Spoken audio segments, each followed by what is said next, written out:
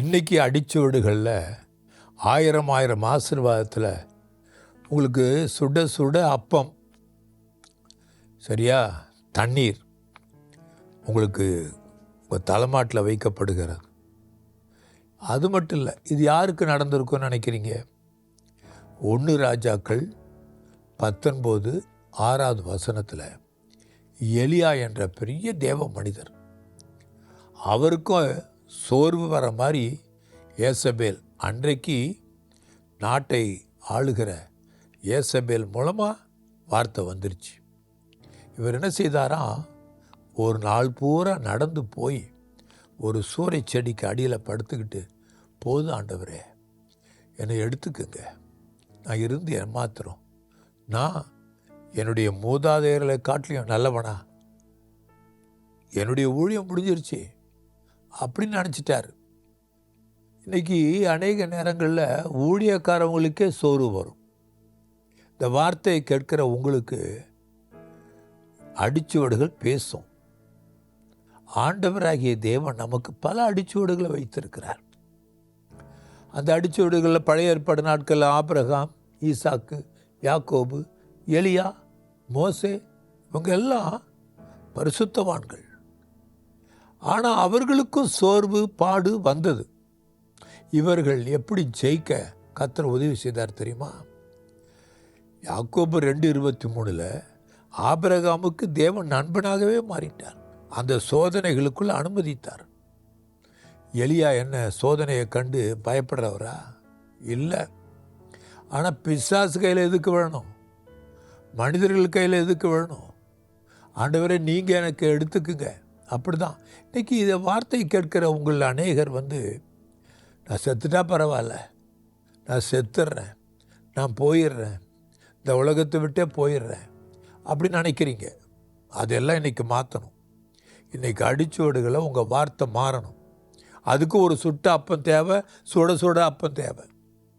இந்த எலியா படுத்திருந்தார்ல, ஆண்டவரே தட்டி எழுப்பி, எலியா உனக்கு என்ன வேலை, எழுந்துரு பாரு, உனக்கு தழலில் சுடப்பட்ட அப்பம், அதான் சுட்ட அப்பம், சுட சுட அப்பம்.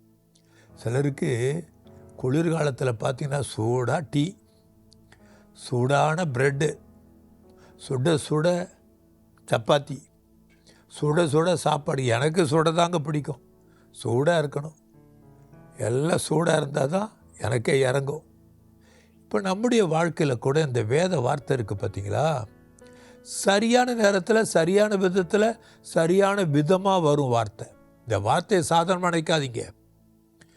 தண்ணீராகவும் ஜீவ தண்ணீராகவும் வரும். அதே வார்த்தை சுட சுட அப்படியே அக்கினியை சுமந்துட்டு வரும். ஆண்டவருடைய அக்கினி இந்த வார்த்தையில் ஓடுது, இந்த வசனத்தில் அக்கினி ஓடுது. அன்றைக்கு பேசின வார்த்தை இன்றைக்கு படித்து பாருங்கள், அக்கினியாக மாறிடும். ஆகவே தான் எரேமியா 5:14 எரேமியா உன் வாயில் நான் போட்ட வார்த்தை அக்கினின்னு சொன்னார். இப்போ நம்ம ஜெபிக்க போகிறோம். உங்கள் குடும்பத்தின் சூழ்நிலை மாறப்போகுது, உங்களுடைய நிலைமை மாறப்போகுது. அதுக்கு என்ன வழி? நெஞ்சில் கை வைங்க, சோதனையை ஜெயிக்கணும். தலையில் கை வைங்க, பாடுகளை ஜெயிக்கணும், மனக்குழப்பத்தை ஜெயிக்கணும். சோர்ந்து போய் படுத்திருப்பாங்க சிலர். ஏதோ சோம்பேறி ஆகிடாதீங்க. சில வீட்டில் அப்படியே காஃபி தலைமாட்டில் இருக்கணும், டீ தலைமாட்டில் இருக்கணும். அப்போ மம்மி திட்டுவாங்க, டேடி திட்டுவாங்கல்ல, அதெல்லாம் நீங்கள் ஃபேஸ் பண்ணியிருக்கீங்க. இப்போது ஜபத்தில் ஒரு வல்லமை எடுங்க, ஜபம் பண்ணி உங்கள் சமையலை பண்ணுங்க, ஜெபித்து உங்கள் பிள்ளைகளுக்கு தண்ணீரை கொடுங்க. தண்ணீரை கொடுத்தாலும் நீங்கள் ஜெபித்து கொடுக்குறீங்களா? அப்பத்தை கொடுக்குறவங்க நீங்கள் ஜெபித்து கொடுக்குறீங்களா? ஒரு சின்ன ஸ்பூனில் உங்கள் குழந்தைக்கு ஊட்டினாலும் ஜெபம் பண்ணி ஊட்டுங்க. குழந்தைக்கு நல்ல வளர்ச்சி வந்துடும், ஆசீர்வாதம் வந்துடும், நன்மை வந்துடும். இப்போ ஜெபிப்போம்.